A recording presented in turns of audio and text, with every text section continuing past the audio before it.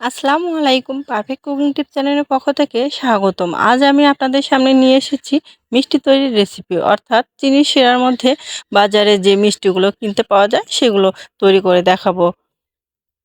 তো এবার চলুন যাওয়া যাক মূল ভিডিওতে। আমি এখানে 1.5 লিটার দুধ নিয়েছিলাম, আগে জাল করে নিয়েছি কিছুক্ষণ।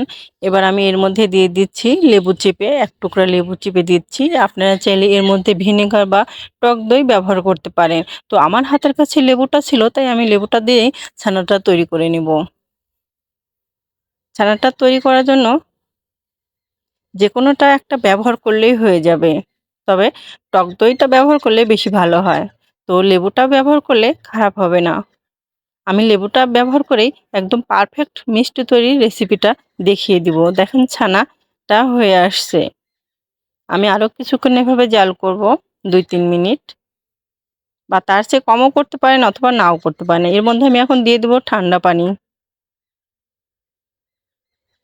ঠান্ডা পানি দিয়ে দেওয়ার কারণ যেন ছানাটা শক্ত হয়ে না যায়। এ কারণে আমি ঠান্ডা পানি ব্যবহার করলাম। এবার একটু হালকা নেড়ে এটা আমি নামিয়ে ফেলবো। দিয়ে দিচ্ছি একটা ছাঁকনিতে, ঢেলে দিয়ে দিচ্ছি আমি দুধগুলো।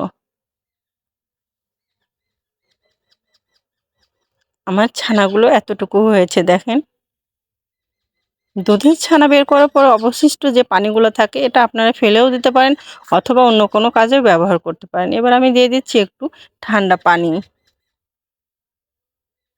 ঠান্ডা পানি দেওয়ার কারণ যেন ছানাটা শক্ত হয়ে না যায়, এবং এখানে বেশিটা ঠান্ডাও দিতে হবে না।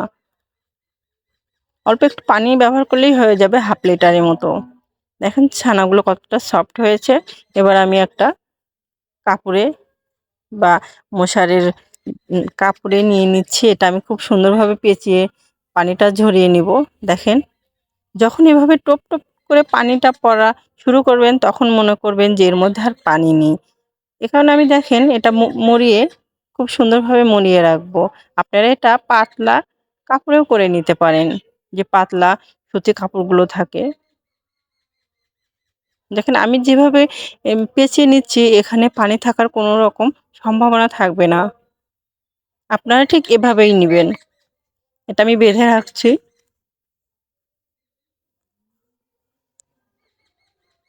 এটা বেঁধে আমি 1 ঘন্টার মতো রেখে দিব। শুকনো এভাবে রাখবেন না, এটা ঢেকে রাখতে হবে। ঢেকে না রাখলে ঠান্ডা হয়ে দুধের ছানাটা শক্ত হয়ে যাবে। এটা আমি ঢেকে রাখছি একটা প্লেট দিয়ে, যেন বাতাস চলাচল না করে। এবার আমি ফিরে আসছি 1 ঘন্টা পর। এবার ছানাগুলো আমি খুলে নিচ্ছি কাপড় থেকে। এটা আমি একটা প্লেটে নিয়ে নিব। দলাটা ভেঙে দিচ্ছি।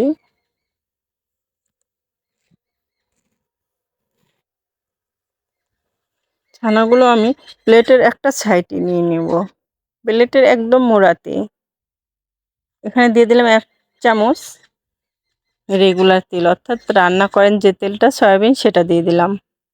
আমি এখানে হালকা মিশিয়ে নিয়ে এভাবে হাতের তালু দিয়ে মাখিয়ে নিচ্ছি। এভাবে আমি 5-7 মিনিট মাখিয়ে নিব। ছানাটা মথা কিন্তু খুব ইম্পর্টেন্ট। ছানা যদি সঠিকভাবে মথা না হয় তাহলে কিন্তু মিষ্টি বানানোটা পারফেক্ট হবে না। ছানার মধ্যেই কিন্তু মিষ্টি বানানোর ইয়েটা নির্ভর করে, ভালো বা খারাপ যেটাই বলতে পারেন আপনারা, পারফেক্ট উপায় একটা। এ কারণে এটা আমি 5-7 মিনিট ধরে দেখেন যেভাবে মুথে নিচ্ছি ঠিক এভাবেই মুথতে হবে।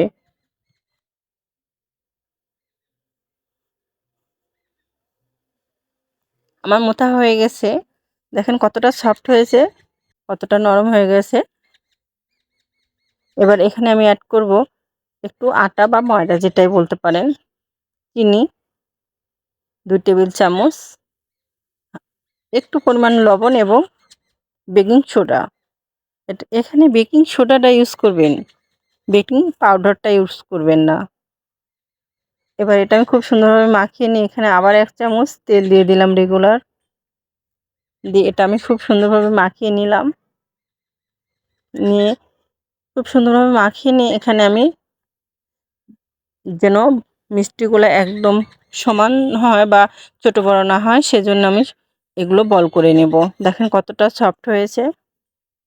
একটা টিপস বলে রাখি, যদি আপনারা আটা বা ময়দাটা দিতে চান, না দিলে তো ভালো, যদি দিতে চান তাহলে যদি কখনো মনে করেন যে আটা বা ময়দাটা বেশি হয়ে গেছে বা শুকনো শুকনো লাগছে, সেক্ষেত্রে আপনারা একটা কাজ করতে পারেন, সেটা হলো যে একটু হালকা গরম পানি ইউজ করতে পারেন। খেয়াল রাখবেন পানিটা যেন বেশি না হয়। এখানে আমি 10টা বল করে নেব। যে পরিমাণ আমার দুধের ছানাগুলো হয়েছে, এই পর্যন্ত আমি 10টা বল করে নেব মিষ্টির জন্য।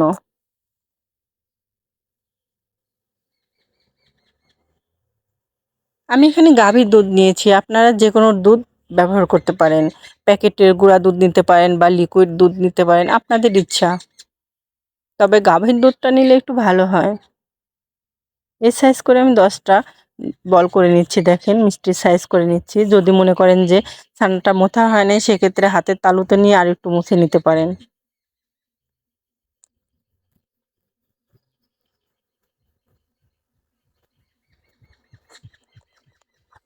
আমার 10টা মিষ্টি হয়েছে এখানে। আপনারা চাইলে ছোট বা বড় করে নিতে পারেন। এটা আমি ঢেকে রাখবো, যেন একদম আবার ঠান্ডা না হয়ে যায়, ঠান্ডা হয়ে শক্ত হয়ে যেতে পারে। আমি চুলার উপর একটা কড়াই বসিয়ে দিয়ে দিলাম 1 কাপ চিনি। এখানে 300 গ্রামের 300 থেকে 350 গ্রাম চিনি আছে। আমি দিয়ে দিলাম 2 কাপ পানি। যতটুকু চিনি তার চেয়ে ডাবল পানি। এখানে দিয়ে দেবো আমি একটা এলাচ। আমি যেহেতু কম মিষ্টি তৈরি করছি, এ কারণে আমি এলাচটা গুঁড়া করে না দিয়ে এভাবেই দিয়ে দিলাম। আমি পরে উঠিয়ে ফেলবো এলাচের বিচিগুলো। এটা আমি বলক আসা পর্যন্ত অপেক্ষা করব। দেখেন বলক এসে গেছে। এবার চামচ দিয়ে নেড়ে আমি চুলার আঁচটা একদম কমিয়ে দিব। দিয়ে মিষ্টিগুলো দিয়ে দিব।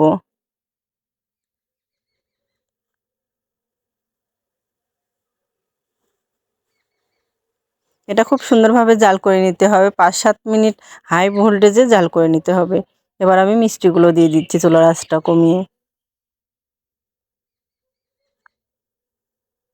এবার এটা আমি ঢাকনা দিয়ে ঢেকে 10 মিনিট হাই ভোল্টেজে জাল করে নেব।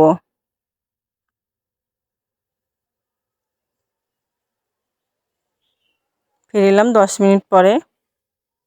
দেখেন জালটা কমিয়ে দিয়েছি। এবার আবার ঢেকে রেখে আমি জাল করে নিয়েছি 30 মিনিটের মতো মিডিয়াম আঁচে, মানে লো টু মিডিয়াম আঁচে জাল করে নিয়েছি। এটা আমি 30 থেকে 35 মিনিট জাল করতে হবে। মাঝে আমি 2-3 বার নেড়ে দিয়েছিলাম। আমার মিষ্টিটা একদম রেডি। এবার আমি একটা পাত্রে পরিবেশন করে দিচ্ছি।